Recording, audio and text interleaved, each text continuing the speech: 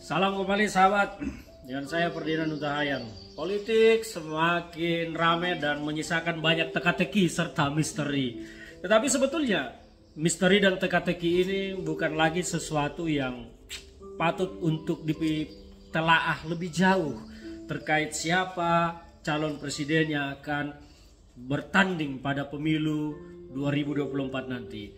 Peta politik semakin mengerucut bahwa tampaknya politik kontestasi demokrasi kita pada Pilpres 2024 hanya akan diikuti oleh dua pasang calon, Mas Ganjar dan Prabowo. Itu yang paling mungkin saat ini. Kalau terkait dengan Anies Baswedan, sepertinya dia akan kesulitan untuk mendapat perahu meskipun saat ini ada 3 partai yang menyatakan mendukung Anies Baswedan, tetapi mereka terbentur dan menghadapi tembok-tembok kepentingan, tembok-tembok ego yang akan menghalangi mereka untuk melanjutkan koalisi ini secara penuh mendukung capres cawapres.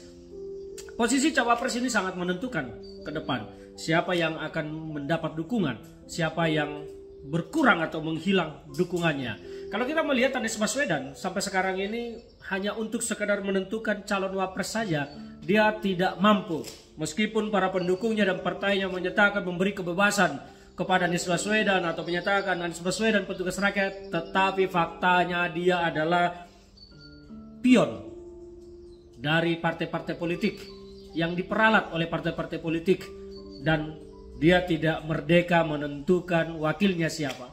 Itulah kenapa sampai hari ini mereka tidak jelas meskipun berkali-kali menyatakan akan mendeklarasikan cawapresnya siapa.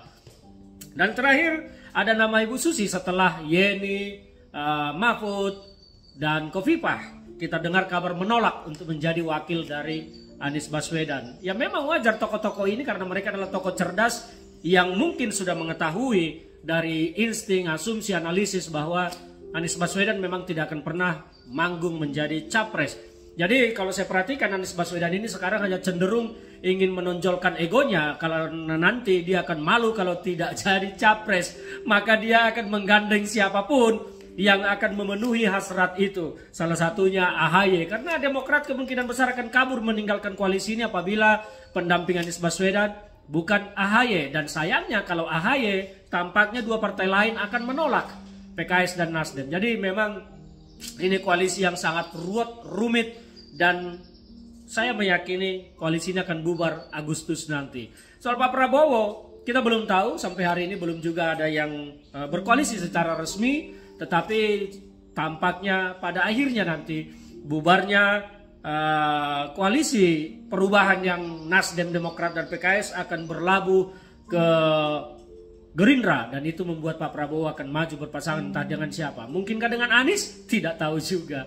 Kalau Mas Ganjar pasti akan memilih wakil yang juga berdarah nasionalis karena PDI Perjuangan konsisten untuk merawat Indonesia dengan segala kebinekaannya dan Pancasila adalah ideologi tunggal yang harus kita jaga. Jadi menariknya ini ke depan kita lihat saja, tampaknya memang kontestasi hanya akan diikuti oleh Mas Ganjar dengan Prabowo. Dan kalau saya pasti akan mendukung Mas Ganjar Pranowo yang konsisten merawat Pancasila dan kebinekaan. Bagaimana dengan kalian?